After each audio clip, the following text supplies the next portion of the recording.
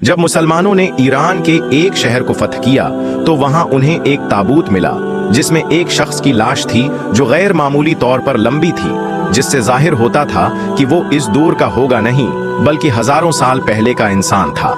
वहां के लोगों का कहना था कि जब भी यहाँ खिशक साली होती थी तो हम इस ताबूत को खुले आसमान के नीचे छोड़ देते थे जिससे बारिश हो जाती थी। ये सुनकर मुसलमानों ने हजरत उम्र रजी अल्लाह उन्हा को खत लिखकर सारा वाकया बताया।